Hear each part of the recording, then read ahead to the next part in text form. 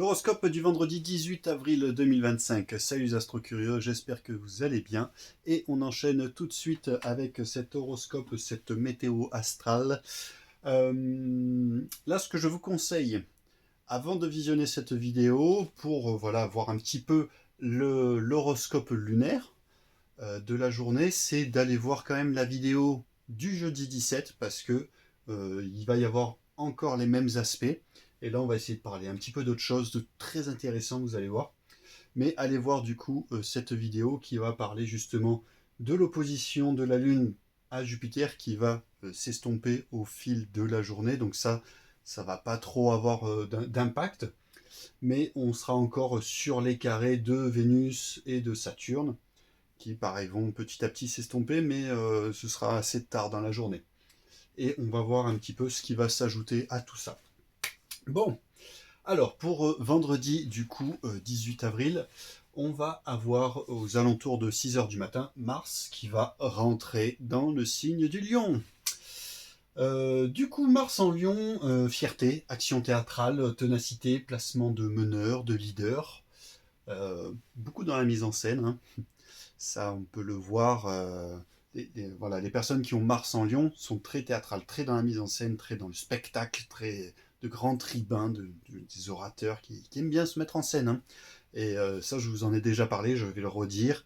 Ce placement concerne nos chers présidents, hein, du monde, Donald Trump, Emmanuel Macron et Volodymyr Zelensky, qui ont tous les trois cette planète-là dans ce signe-là. Du coup, ça va apporter quelque chose de bénéfique, ça va réveiller un petit peu l'action, l'engouement, la dynamique pour les signes de feu. Donc du coup, Bélier, Lion et Sagittaire, et également du coup pour les Gémeaux et les Balances, hein. Ça va nous impulser un petit peu tout ça, et bénéfique. Donc bénéfique dans le sens action, hein, pas combat, d'accord.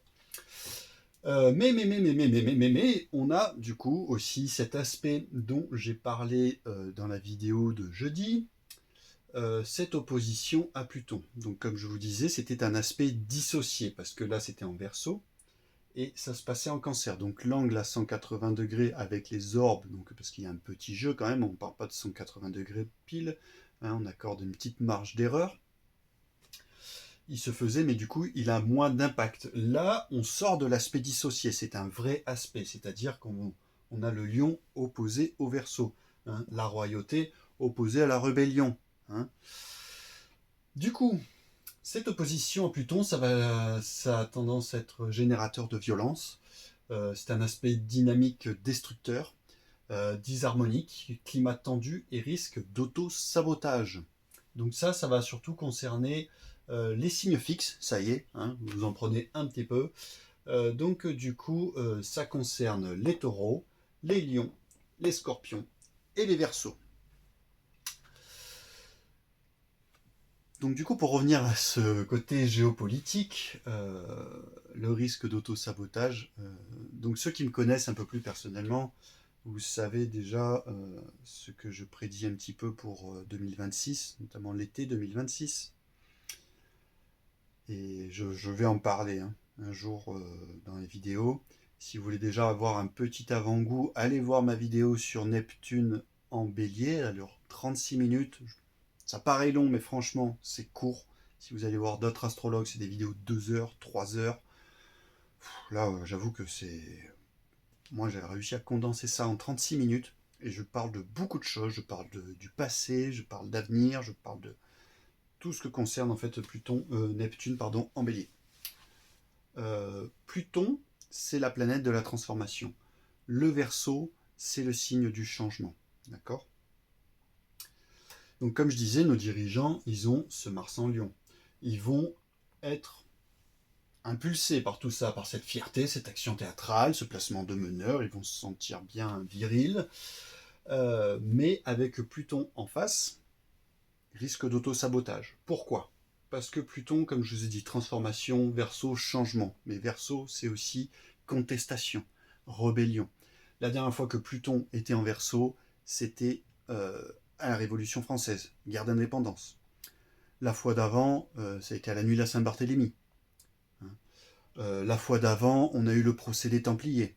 Et ça, vous pouvez remonter encore la fois d'avant, c'était à l'avènement des Capétiens. À chaque fois, il y a de grands changements quand même, et souvent aussi des têtes qui tombent. Hein, souvent, on remet un peu en place, rien qu'à la dernière fois, hein, quand même, hein, on a coupé la tête d'un roi de France, et les États-Unis ont demandé leur indépendance par rapport à la couronne d'Angleterre. Hein. Et ça remonte à chaque fois, on pouvait aller voir les moments où Pluton était en Verseau. Il y a eu quand même de grands changements. Je ne vais pas plus m'étaler là-dessus. Il y a des vidéos qui sont en projet là-dessus. Mais du coup, je pense que vous commencez à voir un petit peu où je veux en venir. Donc du coup, ça, attention pour les signes fixes. Je crois que je l'ai dit, mais je vais le redire. Taureau, Lion, Scorpion et Verseau. Ensuite, du coup, on a ce carré dissocié aussi, du coup, hein, donc moins intense, mais carré quand même, parce que normalement les carrés c'est sur des signes d'éléments différents. Normalement le carré du lion c'est avec le taureau. Hein.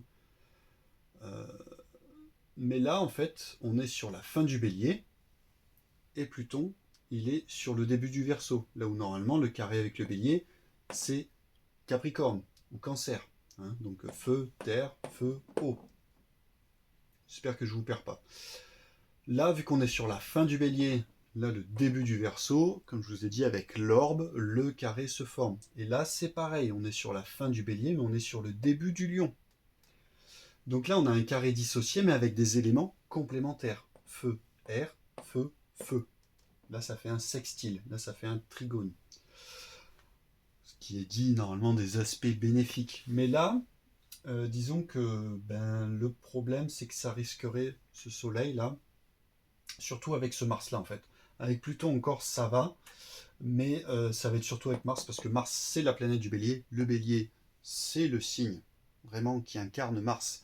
C'est le signe de l'impulsivité, de l'action, de la guerre, hein, le berserker. Donc voilà, faire attention quand même à ce que ce soleil, ce printemps là, début de printemps, ne donne pas des mauvaises énergies de feu à ce Mars en Lion. Aussi je pense que vous voyez où je veux en venir. Donc là attention pour les signes cardinaux. Donc là c'est quelque chose d'assez neutre, c'est à faire attention et à incarner, à faire attention en fait au Mars, surtout au Mars en Lion, à pas trop incarner, pas être trop dans la fierté, dans les actions théâtrales, à vouloir être trop leader, trop meneur. Hein. Donc là c'est surtout pour les béliers, les cancers, les balances et les capricornes. Comme je dis, neutre. On a un autre aspect dissocié. Non, qu'est-ce que je dis Si, c'est dissocié. Donc là, je parlais des carrés, mais là, voilà. Du coup, on parle du trigone, donc de Uranus, avec Pluton. Et aussi du sextile avec... donc là, je parlais du carré qui était dissocié, mais dans des éléments complémentaires, pardon. Et là, c'est le trigone et sextile qui sont pas dans des éléments complémentaires. Ce qui, normalement, trigone rejoint, par exemple, le trigone du taureau, c'est le Capricorne ou la Vierge, les deux autres signes de terre. Mais là, pareil, début du Verseau, fin du Taureau, début du Lion. Là, normalement, c'est deux signes en carré. Là, le problème, c'est que Uranus, il pourrait quand même souffler. Uranus, du coup, c'est la planète du Verseau, c'est la planète du changement, c'est cette énergie de rébellion aussi. Hein. C'est que Uranus, il pourrait souffler de drôles d'idées à ses petits-fils. Hein. Voilà, Uranus, c'est le grand-père de Pluton. Hein. Et c'est l'arrière-grand-père de Mars. Donc là, c'est pareil, c'est neutre. Attention pour les signes fixes. Donc Taureau, Lion, Scorpion et Verseau. Pour parler un petit peu de tout le monde, donc du coup pour les Vierges et les Poissons, vous avez encore des placements lourds, hein, donc notamment la conjonction Vénus-Saturne hein, qui se passe chez vous, hein, donc dans l'axe, donc chez les Poissons et les Vierges. Donc Vénus, la planète de l'amour, Saturne, la planète de la restriction, de la rigueur, du froid, de la ténacité, du Covid. Hein. Donc forcément avec l'astre de l'amour, pas tip top comme conjonction. Surtout que voilà, Vénus, c'est une planète qui gouverne aussi le poisson. Et on a aussi du coup cette conjonction Mercure-Neptune, donc certes, qui est passé, tous les deux sont passés en bélier, donc ce n'est plus dans vos signes, ce n'est plus dans l'axe, mais ce sont vos planètes respectives. Mercure, c'est la planète de la Vierge, Neptune, c'est la planète principale du poisson. Et là, c'est pareil, c'est encore une conjonction de planètes opposées. Hein, on peut le voir, Neptune, poisson, opposé à Mercure, Vierge. Parce que Mercure, c'est le rationnel, c'est l'intellect, tout ça. Neptune, c'est les rêves, etc.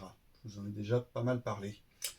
Donc prenez votre mal en patience, le plus dur est passé et ça va s'écarter tout ça. Bon, il y a encore quand même Vénus qui est derrière Saturne, mais Vénus va reprendre sa course un peu plus rapide. Normalement, elle passe en moyenne 3 semaines et demie dans un signe Vénus. Là, c'est parce qu'elle a fait sa rétrograde qui a fait tous les 18 mois, mais elle va presque à la même vitesse que le Soleil. Hein. Vénus, c'est 224 jours pour faire le tour du Soleil. Nous, c'est 365. Ok. Donc voilà, va assez rapidement passer devant Saturne et s'écarter. Elle va venir faire un petit coucou à sa copine Neptune. Et puis va passer en bélier, etc. Puis ça va se détendre un petit peu pour ces deux signes-là. Ensuite, du coup, au fur et à mesure de la journée, je ne sais plus exactement, vers midi, je crois, la Lune va faire un carré à Neptune. Donc la Lune, tac, hein, elle commence à minuit à 21 degrés du Sagittaire, elle va finir dans le Capricorne, on va y venir après, mais elle va venir faire un carré à Neptune et un deuxième carré à Mercure. Donc là, le carré avec Neptune, c'est perte de repères et des émotions troublées. Le carré avec Mercure, là aussi, là c'est plutôt trouble entre émotion et intellect. Hein, parce que la Lune, c'est les émotions, Mercure, c'est notre côté rationnel. Donc, confusion de l'esprit. Hein, donc, ça va surtout concerner aussi les signes cardinaux. Hein, Bélier, Cancer, Balance, Capricorne. Et bon, c'est quelque chose qui va passer assez rapidement dans les jours. Hein. Là, c'est l'histoire de deux journées, hein, ce carré-là. Même pas 2 jours en fait, hein. Ça va très vite se défaire. Très très vite, ouais, parce qu'on est à 4 degrés et du coup, samedi, ça va faire 16, oui, ce ne sera plus du tout. Samedi, on s'en sera débarrassé de ça. Donc pas gros impact là-dessus. Ça nous concerne d'ailleurs un petit peu tous. Hein. Mais voilà.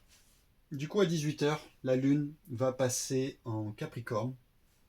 Donc là, la Lune en Capricorne, c'est pareil, c'est une Lune qui est en exil, hein, parce que le domicile de la Lune, c'est le Cancer, parce que le Cancer et la Lune, c'est une énergie de foyer, un côté maternel, etc. Le Capricorne, c'est la solitude, c'est tout ce que je vous ai dit aussi sur Saturne, hein, c'est la ténacité, c'est la carrière, c'est l'aboutissement. Voilà. Donc là, vers 17-18 heures, hein, ça va passer. Pendant 2 jours et demi, cette lune va un petit peu mettre dans les esprits, dans les émotions, un besoin de solitude, d'accomplissement, d'ambition. Et la démonstration des émotions va être difficile, hein, parce que c'est quelque chose de froid, le Capricorne. Hein, c'est le signe cardinal de l'hiver. Okay. Voilà, tout ça, ça va surtout, donc toujours pareil, ça nous concerne un peu tous, mais ça va avoir beaucoup plus d'impact pour les signes de terre, donc Capricorne, Taureau, Vierge, et également les Poissons et les Scorpions. Voilà, à peu près, j'ai à peu près tout dit pour aujourd'hui. J'essaie de ne pas faire trop long. J'espère que ça vous plaira. Je vous souhaite une bonne météo. Et je ne sais plus ce que je voulais dire. Portez-vous bien, n'oubliez pas que nous ne sommes pas des archétypes. Tous les signes du zodiaque sont en nous. Ciao, ciao, ciao.